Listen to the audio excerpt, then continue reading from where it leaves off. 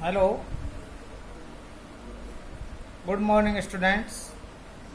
आज हम आपको +2 क्लास का बिजनेस का लेसन नंबर 10 स्टार्ट करा रहे हैं। चैप्टर का नाम है संगठन ढांचा, ऑर्गेनाइजेशन स्ट्रक्चर, अर्थ एवं प्रकार, मीनिंग एंड टाइप्स। संगठन संरचना, संरचना का मतलब भी ढांचा होता है। संगठन ढांचे के गलत होने पर व्यवसाय की कार्यक्षमता विशेष रूप से प्रभावित होती है और यहाँ तक कि यह व्यवसाय का विनाश भी कर देती है। मीन्स संगठन की जो संरचना है, संरचना का मतलब है कि उसमें कौन व्यक्ति किस पद पर होगा, कौन व्यक्ति किसको आदेश देगा और किसे उस आदेश को फॉलो करना होगा, ये सारा पहले से परिभाषित होता है। अगर उनके बीच में जो संबंध है, कर्मचारी और अधिकारियों के बीच में जो संबंध है वो अगर ठीक से ना हो, अर्थात कि उनकी रचना ठीक से ना की जाए, तो एक व्यवसाय की कार्यक्षमता प्रभावित होती है और कई बार ये उस संस्था के विनाश का कारण भी बन जाती है। तो हम बात करते हैं आगे संगठन ढांचे का अर्थ। संगठन ढांचे का अर्थ संबंधों की उस विशेष संरचना से, संबंध किसके बीच में? अधिकारियों के बीच में, और उनके नीचे जो सबऑर्डिनेट हैं अर्थात अधीनस्थ हैं, उनको अधीनस्थ कहा जाता है। उस विशेष संरचना से है जिसका निर्माण संगठन प्रक्रिया के दौरान किया जाता है। अब प्रश्न यह उठता है कि क्या सभी संस्थाओं में संगठन संरचना का स्वरूप एक जैसा होता है? यहाँ एक क्वेश्चन अराइज होता है कि संगठन ढांचा क्या सब संस्थाओं में सेम होता है?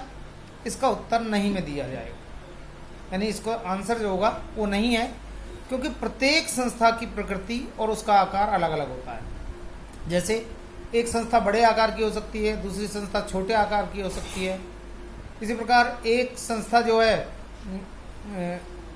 लकड़ी का काम करती है तो दूसरी संस्था गोल्ड में काम करती है। तो प्रकृति और आकार के हिसाब से संगठन संरचना तैयार की जाती है। इसलिए संस्था को इन विशेषताओं के अनुरूप यानी अनुसार ही संगठन संरचना के डिजाइन या प्रारूप को निर्धारित किया जाता है।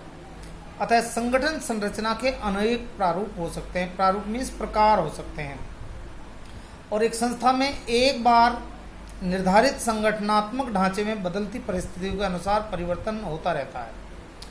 मीन्स आप जानते हैं कि परिस्थितियां परिवर्तनशील हैं और परिवर्तनशील परिस्थितियों के अनुसार किसी भी संगठन को ढालना बहुत जरूरी होता है।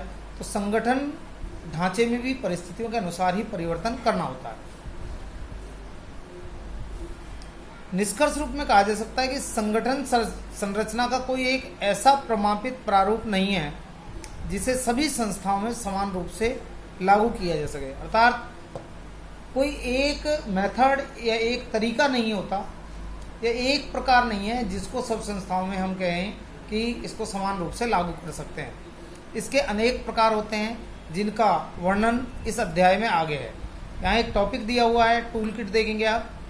संगठन ढांचा 1 मार्क्स में अगर आता है तो इसका अभिप्राय संगठन प्रक्रिया के परिणाम से है, आप ये लिखेंगे 1 मार्क्स में केवल। इसके बाद बात आती है संगठन संरचना या ढांचे की परिभाषाएं। पहले विद्वान हुए हैं हर्ले। हर्ले के अनुसार संगठन ढांचे एक संस्था में विभिन्न पदों और उन पदों पर काम करने वाले व्यक्तियों के मध्य संबंधों के स्वरूप होते हैं। अर्थात संगठन ढांचा जो है, एक संस्था में आप जानते हैं कि विभिन्न पदों पर विभिन्न लोग काम करते हैं। एक मैनेजर होता है, उसके नीचे विभाग के अध्यक्ष होंगे, विभाग अध्यक्षों के नीचे जो है सुपरिंटेंडेंट होता है, उसके नीचे जो है कर्मचारी होते हैं। तो उन सबके बीच में क्या संबंध है, अर्थात कौन किसका अधिकारी है और कौन किसका सबऑर्डिनेट यानी अधीनस्थ है, इसकी व्याख्या ही संगठन ढांचे के अंतर्गत की जाती है। विलियम एच न्यूमैन कहते हैं संगठन संरचना एक उपक्रम की समस्त संगठनात्मक व्यवस्था से व्यवहार करती है। यहाँ एक टॉपिक दिया हुआ है टूल किट सेकंड में, प्रबंध का विस्तार। प्रबंध का विस्तार का मतलब क्या है? इसका अभिप्राय अधीनस्थों की उस संख्या से है जिस पर एक प्रबंधक प्रभावपूर्ण ढंग से नियंत्रण कर सके। प्रबंध का विस्तार का मतलब होता है अधीनस्थ अर्थात नीचे के कर्मचारियों की उस संख्या से जिसको एक प्रबंधक आसानी से नियंत्रित कर सके। ठीक है, यह संख्या सामान्यतः 5 या 6 होती है। अर्थात कहने का मतलब है कि एक अधिकारी के नीचे ज्यादा से ज्यादा 5 या 6 कर्मचारी होने चाहिए ताकि उनको ठीक प्रकार नियंत्रित कर सके, अर्थात उनके कार्य की ठीक प्रकार से वो देखभाल कर सके। इसके बाद बात आती है, उपरोक्त परिभाषाओं से स्पष्ट होता है कि संगठन संरचना के अंतर्गत एक संस्था में पदों को निश्चित किया जाता है और उनके मध्य संबंधों की व्याख्या की जाती है। इस प्रक्रिया में अधिकारों व दायित्वों को पदों के मध्य वितरित किया जाता है।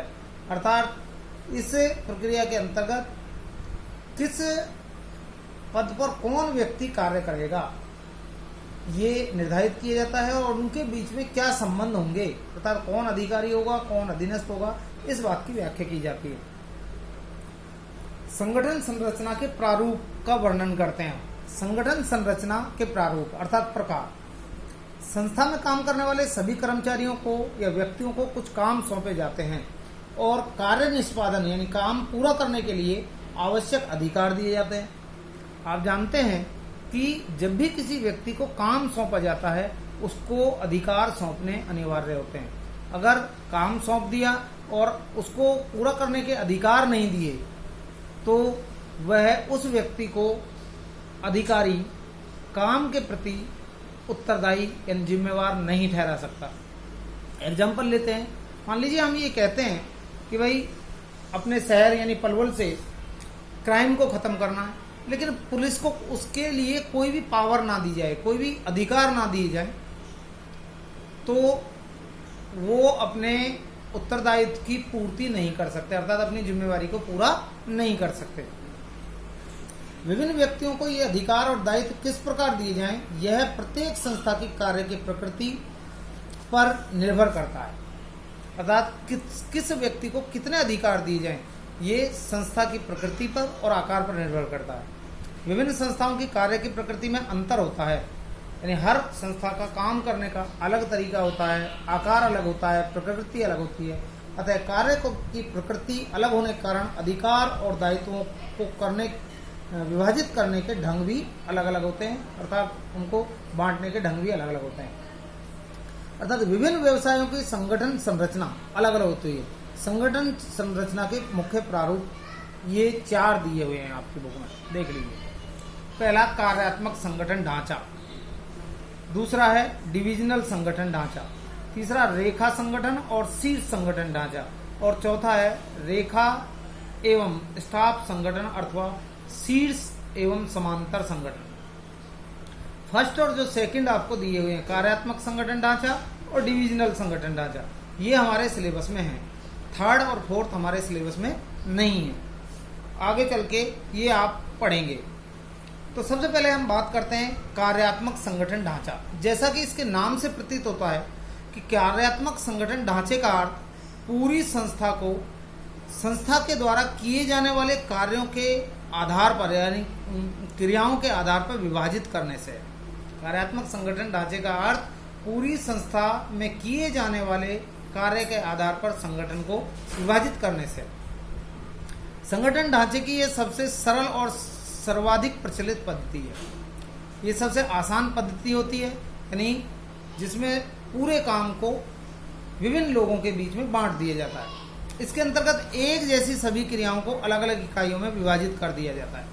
एक जैसी का मतलब उत्पादन है तो उत्पादन संबंधी सारे काम एक विभाग में रख दिए जाएंगे, बिक्री संबंधी सारे कार्य एक विभाग में रख दिए जाएंगे, जिन्हें विभाग कहते हैं। जैसे एक निर्माणी संस्था की सभी क्रियाओं को उत्पादन विभाग, यानी अर्थात कि एक संस्था ऐसी है जो निर्माण का कार्य करती है, मान लीजिए मशीनें बनाती है, तो उसको विभिन्न विभागों में बांट दिया जाएगा। जैसे उत्पादन विभाग बना दिया जाएगा जहां उत्पादन होता है, विपणन विभाग बना दिया जाएगा जहां मार्केटिंग का काम होता है, वित्तीय विभाग बना दिया जाएगा जहां वित्त से संबंधित लेन देन का कार्य होता है, और सेवी वर्गीय विभाग सेवी वर्गीय विभाग का मतलब है एक विभाग, इसको हम कर्मचारी विभाग भी कहते हैं। ये वो विभाग होता है जो संस्था में जरूरी जो विभिन्न पदों के लिए आवश्यक जो कर्मचारी हैं उनकी आवश्यकताओं को पूरा करता है। मीन्स संस्था में मान लीजिए एक उत्पादन विभाग में 4 कर्मचारी चाहिए, तो ये अपॉइंटमेंट करता है उनकी, अर्थात उनकी नियुक्तियां करता है, उनकी भर्ती करता है, ठीक है, उन्हें प्रशिक्षण देता है। प्रत्येक विभाग में पुनः उप विभाग स्थापित किए जाते हैं और फिर विभाग को छोटे छोटे टुकड़ों में बांट दिया जाता है। जैसे विपणन विभाग में विक्रय विभाग भी आ गया, विज्ञापन विभाग भी आ गया और बाजार शोध यानी बाजार से संबंधित जानकारी इकट्ठा करना, 3 उप विभाग बनाए जा सकते हैं।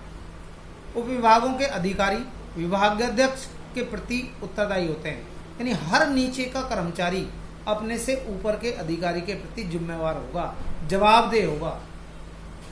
जो भी वो कार्य करेगा उसने उसका जवाब ऊपर वाले को देना होगा। और विभागाध्यक्ष मुख्य कार्यकारी अधिकारी के प्रति उत्तरदायी होता है, क्योंकि विभागाध्यक्ष जो है सबसे ऊपर जो होता है मुख्य कार्यकारी अधिकारी होता है, यानी जिसको हम सीईओ कहते हैं, चीफ एग्जीक्यूटिव ऑफिसर।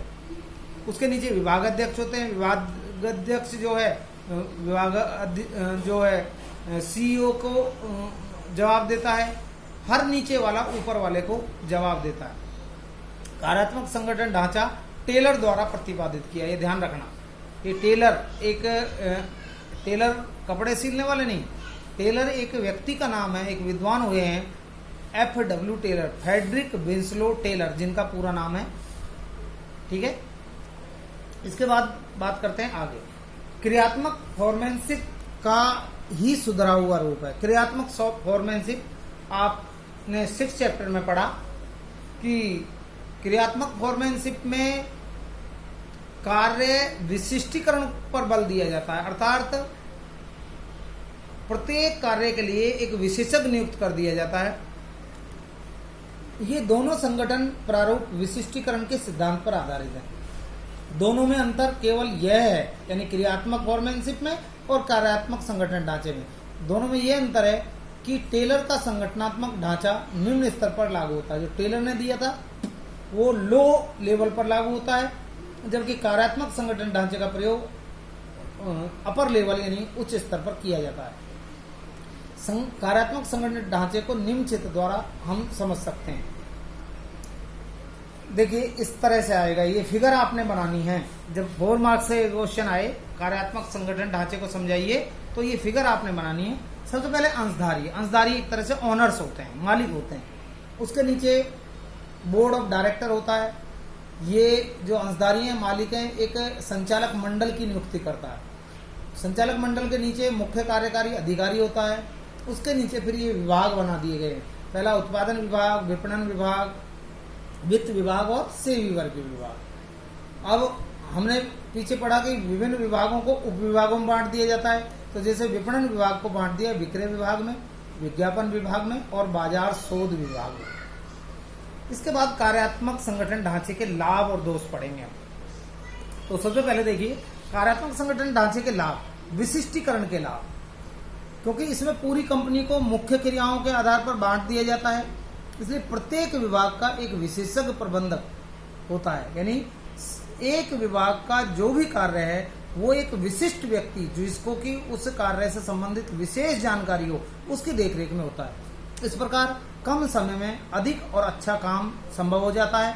परिणाम स्वरूप विशिष्टीकरण के लाभ प्राप्त होते हैं।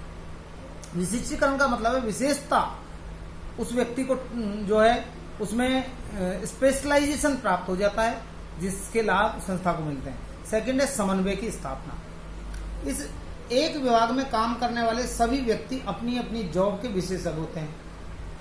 इससे विभिन्न विभागीय स्तर पर समन्वय मीन्स तालमेल बनाने में आसानी रहती है। प्रबंधकीय कुशलता में वृद्धि, क्योंकि एक ही काम को बार बार हर आदमी अपने काम को बार बार करता है, इसलिए यह प्रबंधकीय कुशलता में वृद्धि में सहायक है। मीन्स मान लीजिए एक उत्पादन विभाग में एक व्यक्ति को वेल्डिंग का काम दिया, तो जब वो बार बार करेगा तो आप जानते हैं अभ्यास से जो है कार्य की कुशलता बढ़ती है और काम में निपुणता आती है। इसके फलस्वरूप लाभों में भी वृद्धि होती है।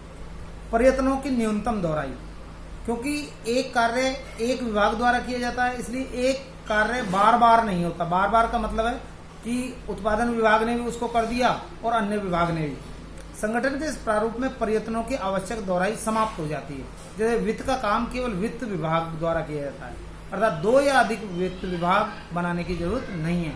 इस प्रकार मानवीय व अन्य साधनों का प्रभावपूर्ण उपयोग संभव होता है। इसके बाद है प्रशिक्षण में सहायक। यह प्रशिक्षण में सहायक है क्योंकि इसके अंतर्गत कर्मचारियों के सीमित कौशल पर ही ध्यान दिया जाता है, अर्थात एक व्यक्ति को एक कार्य में निपुण बनाने का प्रयास किया जाता है। उदाहरण के लिए वित्त विभाग के कर्मचारी को केवल वित्तीय मुद्दों यानी वित्त से संबंधित बातों में ही प्रशिक्षण दिया जाता है।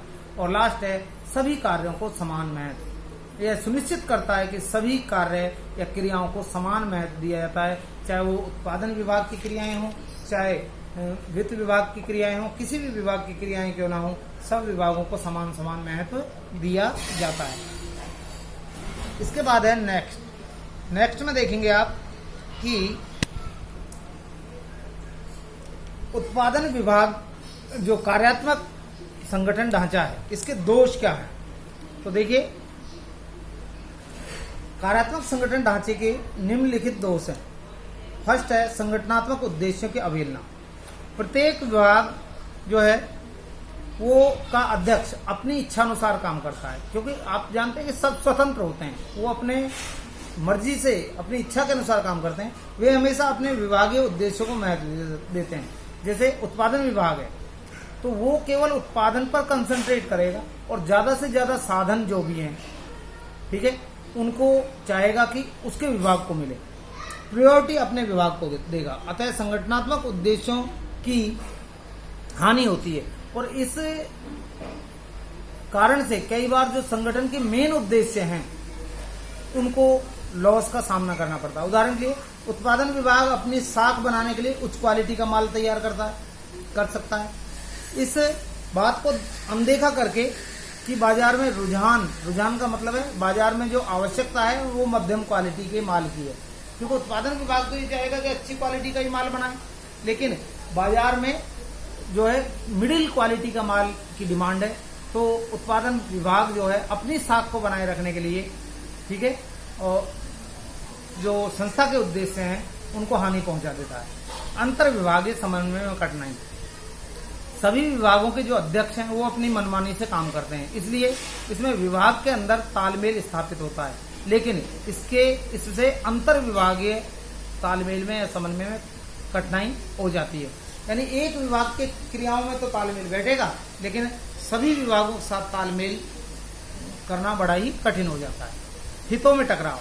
प्रत्येक विभागीय अध्यक्ष प्रभुत्व स्थापित करना चाहता है, अर्थात वो अपना अधिकार बनाना चाहता है। अपने इस अहम का मतलब होता है कि अहंकार को पूरा करने के लिए वे अधिकाधिक संसाधनों की मांग करते हैं। वो चाहते हैं कि ज्यादातर साधन उन्हें मिले। यह स्थिति संघर्ष उत्पन्न करती है, इससे कई बार लड़ाई झगड़े की स्थिति उत्पन्न हो जाती है। संपूर्ण विकास में बाधा, क्योंकि हमने पढ़ा कि इसमें एक व्यक्ति को केवल एक कार्य में निपुण बनाया जाता है, लेकिन इससे लॉस ये होता है कि एक व्यक्ति केवल एक कार्य तक सीमित रह जाता है। यह पद्धति कर्मचारियों के पूर्ण विकास में बाधक है, अर्थात उनका फुल डेवलपमेंट नहीं हो पाता। इसके अंतर्गत प्रत्येक कर्मचारी कुल जॉब यानी कुल कार्य के एक छोटे से भाग का ही विशेषज्ञ बन पाता है। इसके बाद कार्यात्मक संगठन ढांचे की उपयोगिता, यानी ये कब उपयुक्त है ये ढांचा।